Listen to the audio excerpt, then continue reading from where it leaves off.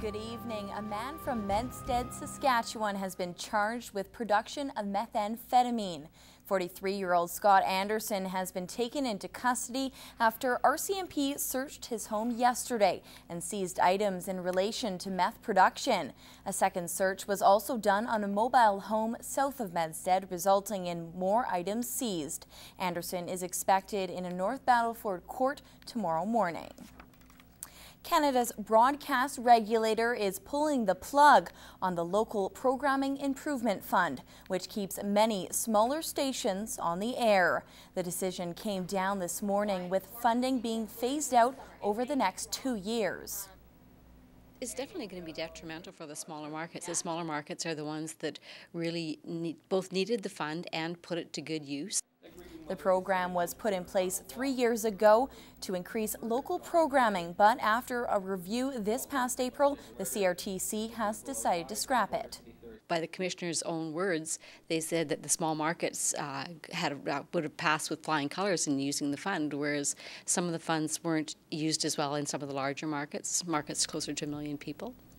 It is expected local programming will be cut, impacting not only stations across Canada, but also the general public. Lloydminster's doctor shortage has been well documented over the past few years. Improvements are being made slowly. A new walk-in clinic opened only a few months ago, and now a new physician has been brought in to the hospital. Mike Baden brings us that story. The Lloydminster Hospital has welcomed a new diagnostic radiologist to town. Dr. Casey Young has moved back to his hometown after more than 10 years of practice in other cities.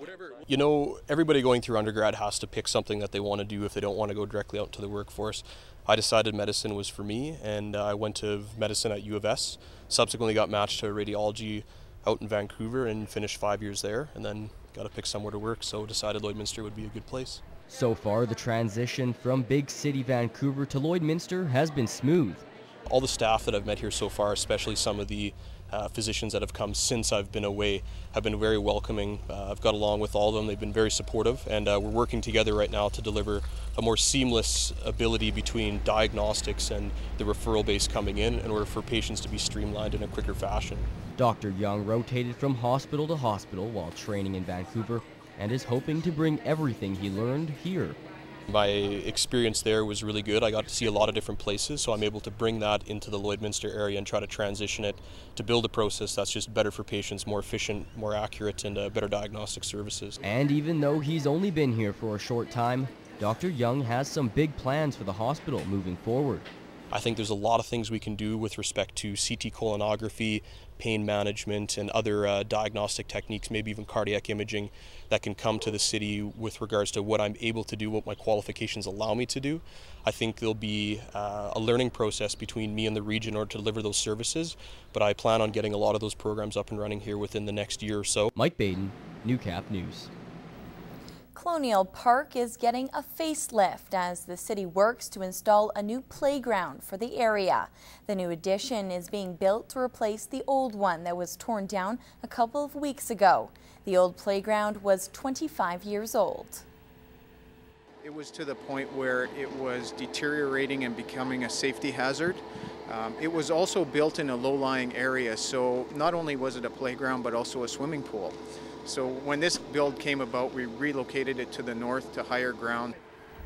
The new play area is expected to be popular with the city. We believe that with all the interactive play components that we're going to have kids coming from other parts of the city just to participate in this particular build.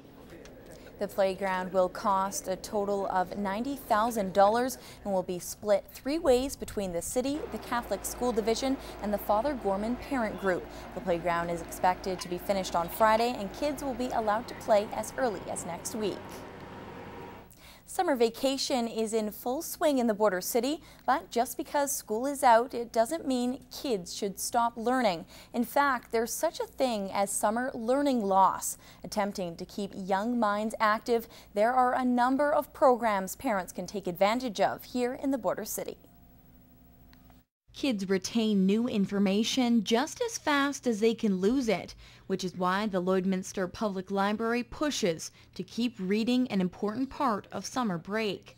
From what we see from kids who do come in during the summer and keep reading through the summer versus the ones who we only see again in the fall, yeah, there's a bit of a drop, especially the younger kids whose comfort level or knowledge of reading as a skill aren't quite as strongly embedded as their older brothers and sisters. On Wednesdays, they combine reading with arts and crafts to keep things fun.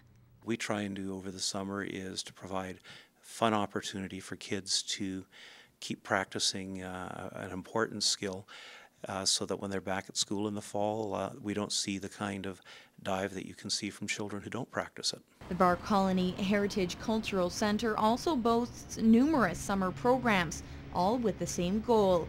And while these kids may be just shy of their school years, there's still learning involved here. For the little ones that haven't entered play school or kindergarten yet, it provides them with that social aspect as well. They get to learn how to share and interact with others. On top of that, there's a science program and a handwriting course, which is run by an occupational therapist from the Lloydminster Public School Division.